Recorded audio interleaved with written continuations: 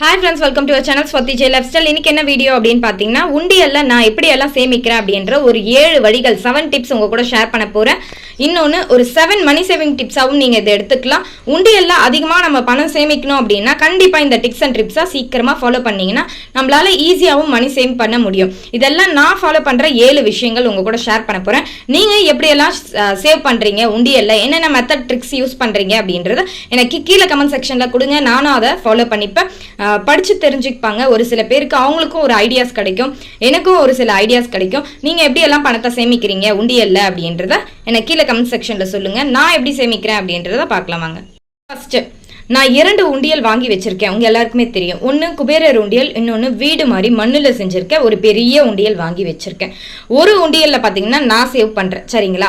இன்னொரு உண்டியல்லையும் நான் தான் சேவ் பண்ணுவேன். ஆனா அந்த அமௌண்ட்டை அந்த பணத்தை அப்படியே எடுத்து வச்சு என் பையன் வர வரையும் வெயிட் பண்ணி அதுக்கப்புறம் அவன் கையால போட வைக்கிறது தான் நான் அவனுக்கு பழக்கிட்டு வரேன். ஏன்னா வேற எங்கேயாச்சும் அமௌண்ட் கிடைச்சா கூட அந்த உண்டியல்ல சேமிக்கணும் அப்படின்ற அவனுக்கு அந்த மைண்ட் செட் கொண்டு வரதுக்காக இந்த வேலையை நான் செஞ்சுட்டு இருக்கேன். உங்க வீட்லயும் பசங்க இருந்தாங்க அப்படின்னு நினைச்சுக்கோங்களேன். நீங்க போடுறதுக்கு பதிலா அந்த உண்டியல்ல காசை அவங்கள போட வச்சீங்கன்னா அவங்களுக்கு எங்கேயாச்சும் வீட்டுல நம்ம ₹1 ₹2 விட்டுருந்தாலும் அதை எடுத்துட்டு அந்த உண்டியல்ல தான் போடணும்னு நினைப்பாங்க. ஏன்னா அந்த உண்டியல் எப்ப ஃபில் ஆகும், நம்ம எப்ப ஓபன் பண்ணி பார்ப்போம், நமக்கே ஒரு எக்ஸைட்மெண்ட் இருக்கும் இல்லையா? அந்த எக்ஸைட்மெண்ட் கண்டிப்பா பசங்களுக்கு கொண்டு வரணும் அப்படின்னா கண்டிப்பா அந்த சேவிங்ஸ் அண்ட் ஹேபிட்டை நம்ம அவங்க கூட சொன்னா மட்டுமே, அவங்களுக்கு அதை பழக்கினா மட்டுமே அவங்களுக்கு வரும். உண்டியல்ல நான் எப்படி முதல் உண்டியல்ல நான் எப்படி சேமிக்கிறேன் குபேரர் உண்டியல்ல அப்படின்றத சொல்றேன். ஃபர்ஸ்ட் இப்ப சேலரி வந்த உடனே, சம்பளம் வந்த உடனே செலவுக்காக அப்படின்னு எடுத்து வைக்கிறோம் இல்லையா? அந்த செலவு எதுக்காக இருக்கணும் அப்படின்னா ஃபர்ஸ்ட் சேவிங்ஸ்க்காக மட்டும்தான் இருக்கணும் அந்த செலவு. அதனால சேலரி வந்துச்சு, சம்பளம் வந்துச்சு அப்படின்னா ஃபர்ஸ்ட் செலவு அப்படின்னா சேவிங்ஸ்க்கு போடுங்க. ஃபர்ஸ்ட் ஒரு ₹500 இல்ல ₹200 ₹300 உங்க சம்பளத்துல இருந்து எடுத்து உண்டியல் சேவிங்ஸா பண்ணிக்கோங்க. நீங்க நினைக்கலாம் ஆர்டி போட்டுக்கலாம், இதுக்கு பிபிஎஃப் போடலாம், எது வேணா போடலாம். ஆனா நம்ம கையில ஒரு சில எமர்ஜென்சி டைம்ல காசு இல்லைன்னா இந்த உண்டியல்ல இருந்தும் கூட நம்ம எடுத்து யூஸ் பண்ணிப்போம் இல்லையா? அதுக்காகவும் நம்ம உண்டியல் சேவிங்ஸ் பண்ணலாம். இல்ல எனக்கு இந்த ஒரு வருஷத்துல ஒரு பவுன் நெக்லஸ் ஆச்சு வாங்கணும்னு ஆசை இருக்கும் இல்லையா? அதுக்காகவும் இந்த உண்டியல் சேவிங்ஸை நம்ம பண்ணலாம். ஏன்னா சீட்டு கட்டியிருப்போம், நம்ம வாங்குற அமௌண்ட்டுக்கு பணம் இருக்காது, அவ்வளவு காசு நமக்கு இல்லை அப்படின்னும் போது உண்டியல்ல சேமிச்சிருக்கோம், அந்த பணத்தையும் சேர்த்து எடுத்துட்டு போனா அந்த நெக்லஸை நம்ம வாங்கிடுவோன்ற ஒரு நம்பிக்கை தரும் அப்படின்னா கண்டிப்பா உண்டியல் சேவிங்ஸை நீங்க பண்ணலாம். நான் எதுக்காக பண்ணிட்டு இருக்கேன் அப்படின்னா தெரியும், 5 பவுன் நகை வாங்கறதுக்காக தான் சேமிச்சுட்டு இருக்கேன் அப்படின்னு ரொம்ப நாளா சொல்லிட்டு இருக்கேன். அந்த கோல் ஃபிக்ஸ் பண்ணிட்டேன், நான் இதுக்காக தான் சேமிக்கணும்ன்ற கோல் ஃபிக்ஸ் பண்ணிட்டதால நான் அந்த 5 பவுன் நகைக்காக மட்டுமே சேமிச்சுட்டு இருக்கேன். வேற எந்த கோலும் வச்சிருக்கல. எனக்கு என்ன அப்படின்னா ஒரு வருஷத்துல அட்லீஸ்ட் நம்மளால ஒரு 5 பவுன் நகை எடுக்க முடியாதா அப்படின்ற ஒரு ஆசைக்கும் இல்ல ஒரு நம்பிக்கையோ, ஒரு எனக்கு நானே பூஸ்ட் பண்ணிக்கிறேன் அப்படின்னு நினைக்கலாம் நீங்க. அதுக்காக நான் இந்த 5 பவுன் நகை வாங்கணும் அப்படின்றதுக்காக ஃபிக்ஸ் பண்ணி வச்சிருக்கேன். முன்னாடி எல்லாம் அக்ஷய திருதிக்கு தனியா, தீபாவளிக்கு தனியா, பொங்கல் தனியா அப்படின்றது உண்டியல்ல தனித்தனியா. இப்ப May 10 அக்ஷய திருதி வரப்போகுது இல்லையா? 10ஆம் தேதி, அந்த 10ஆம் தேதி வரையும் நான் உண்டியல் சேமிப்பு பண்ணுவேன், ஓபன் பண்ணுவேன். அதுக்கு ஏதாச்சும் கோல்டு காயினோ ஏதோ வாங்கணும் அப்படின்னா 0% டை சார்ஜ் இல்லாம வாங்கிப்போம் இல்லையா வேஸ்டேஜுக்கு, அதுக்காக வாங்குறது தான் அது எல்லாமே. இந்த வருஷம் நான் 5 பவுன் நகைக்கு மட்டுமே சேமிச்சுட்டு இருக்கேன். அதுதான் என்னோட ஃபர்ஸ்ட் முதல் உண்டியல்ல சேமிக்கிற பணம், முதல் டிப்ஸ். அடுத்ததா இரண்டாவது முக்கியமான பாயிண்ட், ஒரு மளிகை பொருள் வாங்குறோம், ஒரு ₹3000, ₹2500, ₹2000, ₹1500 அப்படின்னும் போது நம்மளால எவ்வளவு நம்ம பட்ஜெட்டுக்கு ஏற்ற மாதிரி மிச்சப்படுத்த முடியும் அப்படின்றத பார்க்கணும். நம்ம மந்த்லி கிராசரி வாங்குறோம், ஒரு ₹300 என்னால மிச்சப்படுத்த முடியுதுங்க இந்த மாசம் அப்படின்னா அதையும் நம்ம சேவிங்ஸா எடுத்து வைக்கலாம். இப்ப காய்கறி நான்வெஜ் வாங்குறோம் அப்படின்னா கறியும் சரி பழங்கள் ஏதாவது வாங்குறோம் அப்படின்னா அதெல்லாம் எனக்கு ஒரு ₹50 மிச்சம் ஆகுது, ஒரு ₹100 மிச்சம் ஆகுது அப்படின்னா கூட நீங்க அது எல்லாமே உண்டியல் சேவிங்ஸா பண்ணிக்கலாம். அடுத்ததா பாத்தீங்கன்னா என்னோட 3ஆவதா ஒரு டிப்ஸ்.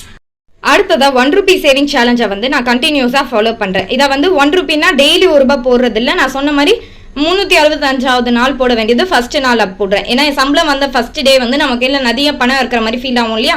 அதனால அந்த மாதிரி போட்டுட்டு இருக்கேன். கையில காசு இல்லை, 30ஆம் தேதியெல்லாம் வந்துச்சு அப்படின்னா ₹1 கூட இருக்காது, ஒரு ₹2 அந்த மாதிரி தான் இருக்கும். கம்மியான அமௌண்ட் இருக்கும் இல்லையா, ₹10 அந்த மாதிரி எல்லாம் நான் பண்ணிட்டு இருக்கேன். 4ஆவதா மந்த்லி பட்ஜெட் பிளான் போடுறோம் இல்லையா? அப்போ மந்த் எண்ட்ல நமக்கு எவ்வளவு இருக்கு அப்படின்னு கணக்கு பார்ப்போம் இல்லையா? அந்த கணக்கு பார்க்குற அமௌண்ட்டும் நான் சேவிங்ஸா பண்ணிட்டு இருக்கேன் இந்த உண்டியல்ல தான். இப்போ மாசம் ஃபர்ஸ்ட் பிளான் போடுறது எதுக்கு? மந்த்லி பட்ஜெட் போடுறதுக்கு தானே.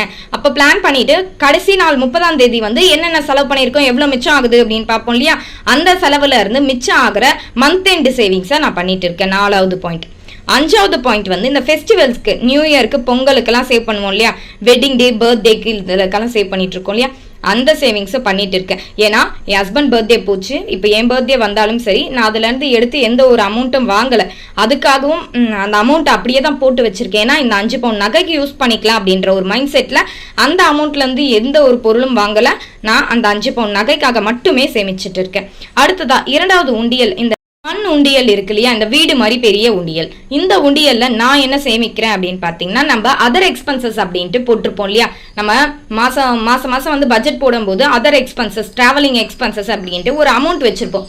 ஒரு 500 ரூபாய் 300 ரூபாய் அந்த அமௌண்ட்லாம் செலவாகாது இல்லையா, அந்த அமௌண்ட்டை எடுத்துட்டு போயிட்டு இந்த உண்டியல்ல தான் நான் சேமிச்சிட்டு இருக்கேன். 7வதா ஒரு முக்கியமான விஷயம் அப்படின்னா, என் பையன் கிட்ட இந்த 2 rupees மணி சேவிங் சேலஞ்சை கொடுத்து பண்ணிட்டு இருக்கேன். நான் 2 ரூபான்றது இன்க்ரீஸ் ஆகிட்டே போகும்போது என்னால் போட முடியறது இல்லை. அப்போ 150 நாள் வரையும் நிறுத்திட்டு திருப்பி ஃபர்ஸ்ட்லேருந்து வந்துட்டு இருக்கேன். இந்த மாதிரி பண்ணால் கூட எனக்கு ஒரு வருஷத்தில் 1 லட்ச ரூபாய் கிடைக்கும் இல்லையா, அதுக்காக இந்த மணி சேவிங் சேலஞ்சை பண்ணிட்டு இருக்கேன்.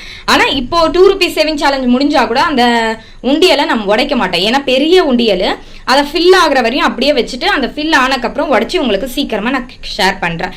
இந்த பெரியவங்க கொடுப்பாங்க இல்லையா, என்னோட பையன் வந்து சின்ன பையன், பெரியவங்க வந்தாங்க அப்படின்னா வீட்டுக்கு அவங்க வந்து ஒரு 100 ரூபாய் 200 ரூபாய் 500 ரூபான்னு கொடுத்துட்டு போவாங்க இல்லையா, அந்த அமௌண்ட்டையும் இதில் தான் போட்டுட்டு இருக்கேன். இல்லை யாராச்சும் ரிலேட்டிவ் வீட்டுக்கு இல்லை ஃபங்க்ஷனுக்கு போகிறோம் அப்படின்னா அங்கேயும் யாராச்சும் பார்த்தாங்க அப்படின்னா பசங்க கையில் காசு கொடுப்போம் இல்லையா, அந்த மாதிரி கொடுக்குற அமௌண்ட்டையும் அந்த உண்டியலில் தான் எடுத்து வச்சுட்டு இருக்கேன். இந்த 7 டிப்ஸுமே நான் உண்டியல் சேவிங்ஸாக ஃபாலோ பண்ணிட்டு இருக்க டிப்ஸ் தான். நீங்கள் என்னென்ன உண்டியல் சேவிங் டிப்ஸை ஃபாலோ பண்ணுறீங்க அப்படின்னு எனக்கு கீழே கமெண்ட் செக்ஷனில் ஷேர் பண்ணுங்கள். இன்னைக்கு வீடியோவில் வந்து பூவரசி அப்படின்ற ஒரு சிஸ்டர் வந்து டவுட் கேட்டிருந்தாங்க கோல்டை பற்றி, அதையும் நான் ஷேர் பண்ணிடுறேன். பூவரசி அப்படின்னு ஒரு சிஸ்டர் வந்து டவுட் கேட்டிருந்தாங்க, அக்ஷய திருதிக்கு நம்ம வாங்குற ஜுவல்லுக்கு வேஸ்டேஜ் இல்லையா, அப்போ கிராம் ரேட்டுக்கு மட்டும் பே பண்ணால் போதுமா, நான் வந்து ஜிஆர்டியில் வாங்க பிளான் வச்சுருக்கேன், ஏதாச்சும் ஆஃபர் இருக்கா ஜிஆர்டியில் அக்ஷய திருதிக்கு? சிஸ்டர் நான் 2023 டிசம்பரில் 12,000 ரூபாய் சிட்டு கட்டி ஸ்கீம் ஜாயின் பண்ணேன். 2024 தீபாவளியில் எனக்கு முடியுது. அப்போ கிராம் வந்து ஆட் ஆகும்போது எவ்வளோ கிராம் ஆட் ஆகும், எவ்வளோ எனக்கு லாபம் கிடைக்கும், நான் எந்த மாதிரி ஜுவல்ஸ் வாங்கலாம் அப்படின்னு கேட்டிருந்தாங்க. அக்ஷய திருதிக்கு மோஸ்ட்டாக வந்து கோல்டு காயின்ஸ் இருக்கு இல்லையாடா, அதுக்கு மட்டும்தான் வந்து வேஸ்டேஜ் டை சார்ஜ் வந்து போட மாட்டாங்க. காயின் என்ன ரேட்டோ அந்த ரேட்டுக்கு நீங்கள் வாங்கிக்கலாம் ஜிஎஸ்டி பே பண்ணி. ஜுவல்ஸுக்கெல்லாம் எந்த ஒரு ஆஃபரும் மோஸ்ட்டாக போட மாட்டாங்க. போட்டால் கூட எப்படி போடுவாங்க அப்படின்னா ஒரு 10% டிஸ்கவுண்ட் அந்த மாதிரி தான் போடுவாங்க. நமக்கு பெருசாக லாபம் ஒன்றும் கிடைக்காது. அதில் 2023 டிசம்பரில் ஸ்டார்ட் பண்ணியிருக்கீங்க இல்லையா, 2023 டிசம்பர்னா எப்படியும் 15% வேஸ்டேஜ் ஃப்ரீ இருக்கும். அதுக்கப்புறம் வந்து கிராம வேற ஆட் ஆகிற ஸ்கீம் ஜாயின் பண்ணியிருப்பீங்க. அதனால நீங்கள் 15% உள்ள இருக்கிற நகையா பார்த்து எடுத்துக்கோங்க. ஏன்னா மோஸ்ட்டாக வந்து அங்கே 18% வரையும் வேஸ்டேஜ் வந்து நகைகளாக தான் இருக்கும். நீங்கள் என்ன பண்ணணும், நார்மல் டிசைனும் உங்களுக்கு பிடிச்ச டிசைனும் பார்க்கலாம். அது வந்து 15% கீழே இருக்கிற நகையா பார்த்து வாங்கிக்கோங்க. இல்லை 18% வரையும் நீங்கள் ஃப்ரீயாக இருக்கிற ஸ்கீம் ஜாயின் பண்ணியிருந்தீங்கன்னா 18% உள்ள இருக்கிற நகையா பார்த்து நீங்கள் வாங்கிக்கிறது பெஸ்ட்டான ஆப்ஷன். நீங்கள் 12,000 ரூபாய் சிட்டு கட்டியிருக்கிறதால கிராம ஆட் ஆகும் அப்படின்னு சொல்லியிருந்ததால ஒரு 23 கிராம் வரையும் உங்களுக்கு தாராளமாக ஆட் ஆயிருக்கும். ஏன்னா நீங்கள் வந்து கிராம் ரேட் வந்து கம்மியாக இருக்கும்போது கட்டியிருந்தீங்கன்னா கண்டிப்பாக 23 கிராம் வரையும் ஆட் ஆயிருக்கும். இப்போ கிராம் ரேட் வந்து அதிகமாக இருக்கும்போது நீங்கள் கட்டியிருந்தீங்கன்னா 23 கிராம் ஆட் ஆக வேண்டிய இடத்துல வந்து ஒரு 20 கிராம் 21 கிராம் 22 கிராம் இந்த மாதிரி ஆட் ஆயிருக்கும். லாபம் இருக்குமா அப்படின்னு கேட்டிருக்கீங்க. எந்த மாதிரி நகை எடுத்தால் லாபம் இருக்கும் அப்படின்னு கேட்டிருக்கீங்க. நீங்கள் சிட்டு கோல்டு ஸ்கீம் எப்படி போட்டிருக்கீங்க, 18% உள்ள இருக்கிற நகையா எடுத்தா உங்களுக்கு லாபம் வருதா பாருங்க. இல்ல 15% வரையும் வேஸ்டேஜ் ஃப்ரீ அப்படின்னு நோ வேஸ்டேஜ் இருக்கும் இல்லையா, அப்போ 15% உள்ள இருக்கிற நகையா பார்த்து வாங்கிக்கோங்க. விஷயம் நீங்க 18% 15% அப்படின்னு மென்ஷன் பண்ணல, அதை மட்டும் பாத்துக்கோங்க. 18%னா 18% வரையும் ஃப்ரீ இருக்கிற நகையா பார்த்து எடுத்துக்கோங்க. 18% உள்ள இருக்கிற நகையா 15% வேஸ்டேஜ் வந்து கிடையாது வரையும் அப்படின்னா 15% உள்ள இருக்கும் இல்லையா, அந்த நகையா பார்த்து எடுத்துக்கோங்க. 12,000 ரூபாய் சிட்டுனா 23 கிராம் வரையும் உங்களுக்கு தாராளமா ஆட் ஆகும். ஜிஎஸ்டி மட்டும் பே பண்ற மாதிரி இருக்கும். அந்த மாதிரி நகையா பார்த்து நீங்க எடுத்துக்கோங்க. உங்களுக்கு லாபம் தான். சிட்டே போடுறது எதுக்கு அப்படின்னா வேஸ்டேஜ் இல்லாம நகை எடுக்கிறதுக்காக தான் நம்ம கோல்டு ஸ்கீமே போடுறோம். அதனால இந்த மாதிரி நீங்க நகை எடுத்துக்கோங்க. தீபாவளிக்கு ஜிஆர்டியில் என்ன ஸ்பெஷல்னா, நம்ம எடுக்கிற கிராம் எவ்வளோ கிராமுக்கு கோல்டு எடுக்கிறோமோ அதுக்கு ஈக்குவலான வெள்ளியும் தருவாங்க. அதுக்கு வந்து நமக்கு ஒரு லாபமான விஷயம். அதனால இது பெஸ்ட். இந்த வீடியோ உங்களுக்கு பிடிச்சிருந்தா ஒரு லைக் பண்ணிக்கோங்க. தேங்க்ஸ் ஃபார் வாட்சிங்.